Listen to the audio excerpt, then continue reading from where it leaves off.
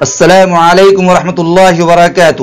محترم ناظرین و سامعین، آج کی مبارک محفل میں احکام و مسائل سلسلہ نمبر 8 لے کر حاضر ہوا ہوں۔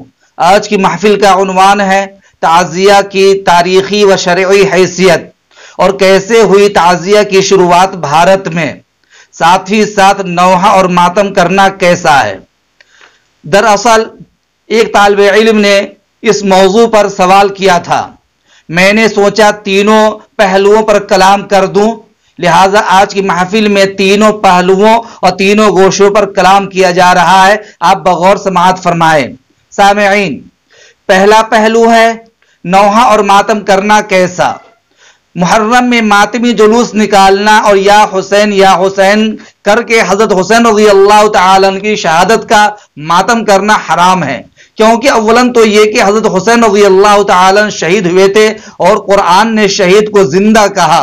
قرآن کریم کے دوسرے پارے میں سورہ بقرہ کے 19 رکوع میں آیت نمبر 154 میں ارشاد ربانی ہے، وَلَا تَقُولُوا لِمَنْ يُقْتَلُ فِي سَبِيلِ اللَّهِ أَمْوَاتٌ بَلْ أَحْيَاءٌ وَلَكِنْ لَا تَشْعُرُونَ۔ قرآن کریم کے چوتھے پارے میں سورہ آل عمران کے 17ویں رکوع میں آیت نمبر 169 میں ارشاد خداوندی ہے، وَلَا تَحْسَبَنَّ الَّذِينَ قُتِلُوا فِي سَبِيلِ اللَّهِ أَمْوَاتًا بَلْ أَحْيَاءٌ عِندَ رَبِّهِمْ يُرْزَقُونَ۔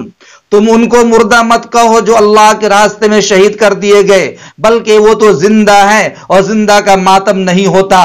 ماتم وہ کریں جو منکر حیات شہداء کے، ہم زندہ جاوید کا ماتم نہیں کرتے۔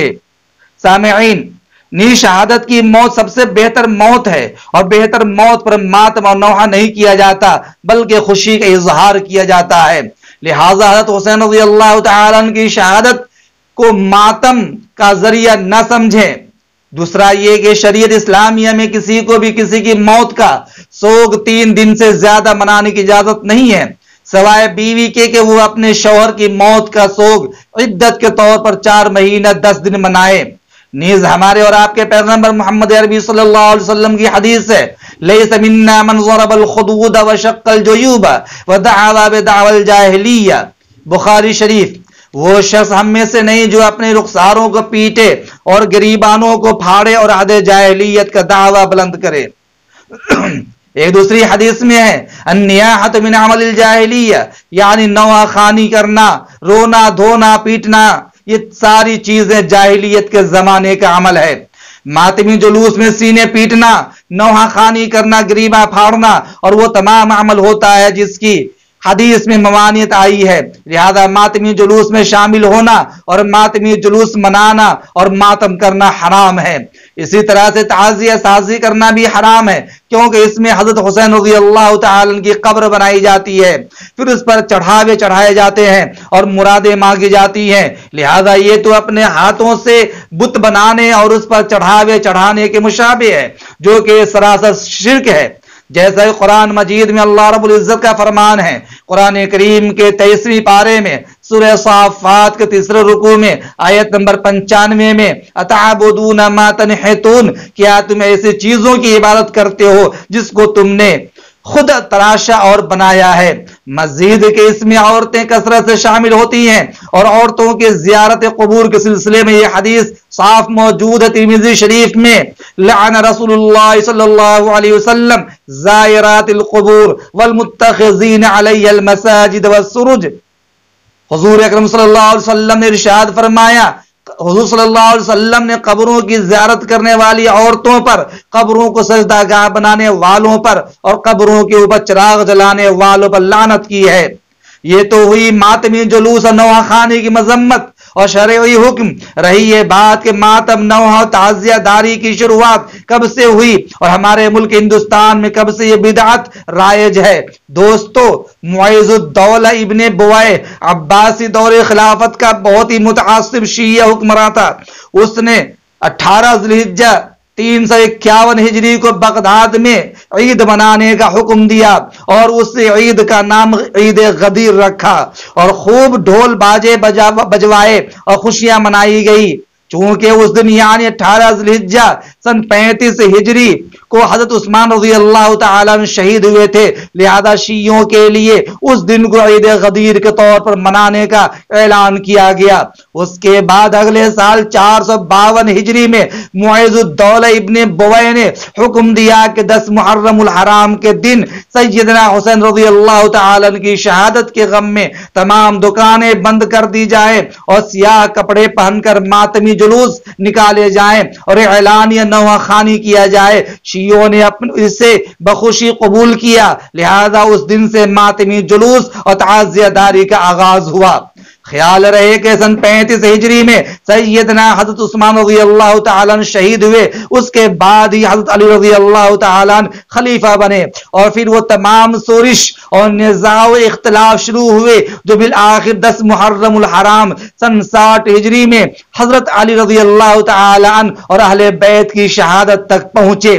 سن 60 ہجری کے بعد سے سن 352 ہجری میں معیز الدولہ نے تعزیہ داری اور ماتمی جلوس کا آغاز کیا۔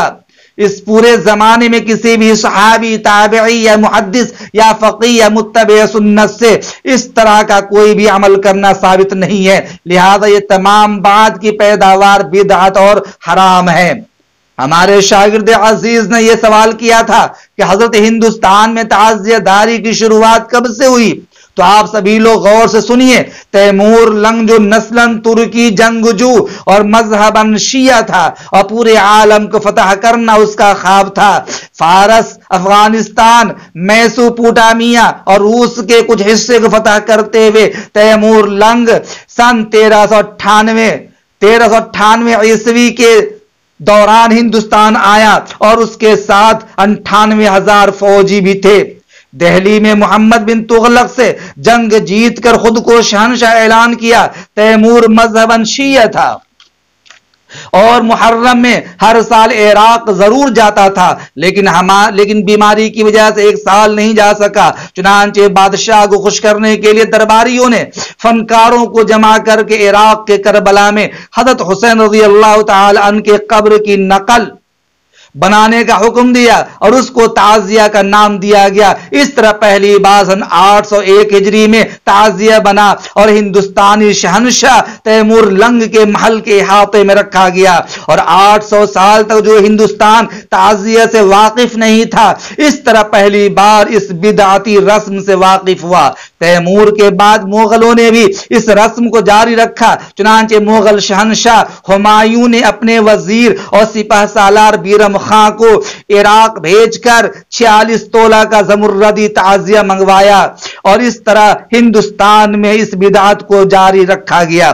پھر آصف الدولہ نے سن 1213 ہجری میں لکھنؤ میں امام باڑے بنوایا، اور دکن کے سلاطین نے بھی جو کہ شیعہ تھے امام باڑے تعمیر کروائے اور سرکاری طور پر نوحہ خوانی، مرثیہ خوانی اور تعزیہ داری وغیرہ کا انتظام کیا۔ اس طرح یہ رسم دھیرے دھیرے ہندوستان کے طول و عرض میں پھیلتا چلا گیا اور عوام نے اس بدعت کو گلے لگا لیا، جس کا تقریباً 300 سال اسلامی تاریخ میں کوئی وجود نہیں ملتا ہے۔ سامعین، تعزیہ داری بدعت و گمراہی اور تعزیہ بنانے والا بدعت کو رواج دینے والا گمراہ ہے، اور اللہ رب العزت نے ضلالت و گمراہی پھیلانے والے شخص کی پیروی کرنے سے ہمیں منع فرمایا۔ قرآن کریم کے 6 پارے میں سورہ مائدہ کے 10ویں رکوع میں آیت نمبر 77 میں اللہ رب العزت نے ارشاد فرمایا وَلَا تَتَّبِعُوا أَهْوَاءَ قَوْمٍ قَدْ ضَلُّوا مِن قَبْلُ وَضَلُّوا كَثِيرًا وَضَلُّوا عَن سَوَاءِ السَّبِيلِ، کہ تم ایسے لوگوں کی خواہشات کی پیروی نہ کرو جو گمراہ ہو چکے ہیں اور بہت سے لوگوں کو گمراہ کر چکے ہیں اور راہ راست سے خود وہ گمراہ ہوتے ہوئے جا رہے ہیں۔ ایسے لوگوں کی پیروی کرنے سے ہمیں منع کیا ہے۔ سامعین، یہ محرم کا مہینہ ہے، اس مہینے میں جتنی بھی خرافات ہوتی ہیں وہ نہ تو قرآن و حدیث سے ثابت ہے اور نہ اکابر امت نے ایسا کیا ہے۔ جو دین بانسری بجانے سے بھی منع کرتا، وہ ڈھول تاشے گانے بجانے، تعزیہ، سینہ کوبی، شمشیر زنی، خنجر بازی، علم اور سبیل وغیرہ میں ہنگامہ کر کے سارے شہر کو سر پہ اٹھا لینے کو کیسے پسند کر سکتا ہے؟ علماء نے لکھا ہے کہ محرم میں کیے جانے والے بے بنیاد سارے امور بدعت و ناجائز ہیں اور روافض کا شعار ہیں، اس لیے ان میں شرکت ناجائز ہے۔ بعض نے تو شرک کا خطرہ بھی بتایا ہے۔ اس لیے مسلمانوں کا فرض بنتا ہے کہ وہ ایسی جگہوں جہاں تعزیہ کا جلوس نکلتا ہو خود بھی نہ جائیں اور اپنے بچوں، اعزاء، اقارب اور دوستوں کو بھی اس جگہ جانے اور ان میں شرکت کرنے کو گناہ بتا کر روکے، ورنہ خطرہ ہے کہ سرکار دو عالم صلی اللہ علیہ وسلم کا فرمان کہ جو لوگ کسی تقریب میں یا رسم و رواج میں شریک ہو کر اس کی اکثریت میں اضافہ کیا تو وہ گویا فاسق و فاجر لکھا جائے، اس میں کوئی شک اور کوئی بعد نہیں ہے۔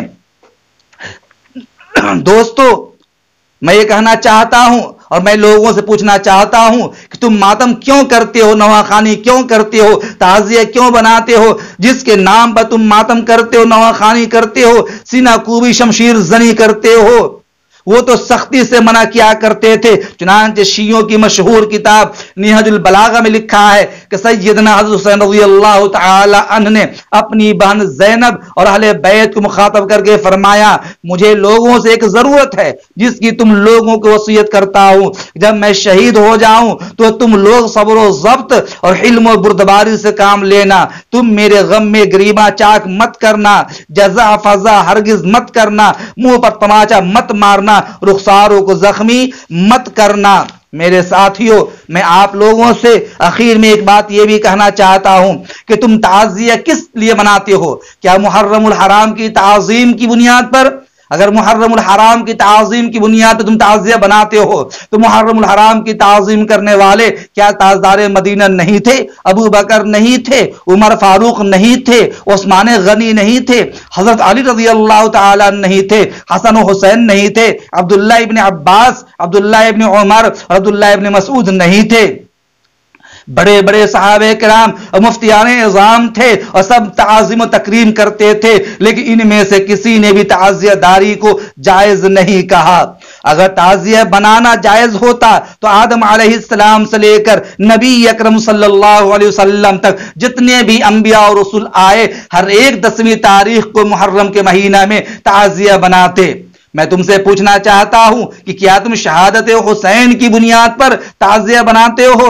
اگر تم شہادت حسین کی وجہ سے تعزیہ بناتے ہو تو حسین کی شہادت پر خاندان نبوت کا کوئی فرد ضرور تعزیہ بناتا۔ حضرت حسین کی بہن زینب ضرور تعزیہ بناتی، عبداللہ ابن عمر تعزیہ بناتے، ابن عباس تعزیہ بناتے، اور حسن بصری تعزیہ بناتے، جنید بغدادی تعزیہ بناتے، عبد القادر جیلانی تعزیہ بناتے، سارے فقہا، سارے محدثین، سارے ائمہ مل کر تعزیہ بناتے، لیکن کسی سے بھی تعزیہ بنانا ثابت نہیں ہے۔ جب نہیں ہے تو تم تعزیہ کیوں بناتے ہو؟ معلوم یہ ہوا کہ تعزیہ بنانا جائز نہیں ہے، یہ خرافات میں سے ہے، بدعت ہے، رسم ہے جس کو اختیار کرنے کی بنیاد پر انسان شرک کے دائرے میں چلا جاتا ہے۔ میں سبھی سے یہ اپیل کرتا ہوں کہ یہ جو تعزیہ داری کا سلسلہ اور بدعت کا سلسلہ رائج ہے، اس سے بچنے کی کوشش کریں، اہل و عیال کو بچائیں، اس کے جلوس میں شرکت کرنے سے بچیں، تماشا دیکھنے دکھانے سے بچیں۔ امید کرتا ہوں کہ ساری باتیں آپ کو سمجھ میں آ گئی ہوں گی۔ السلام علیکم ورحمۃ اللہ۔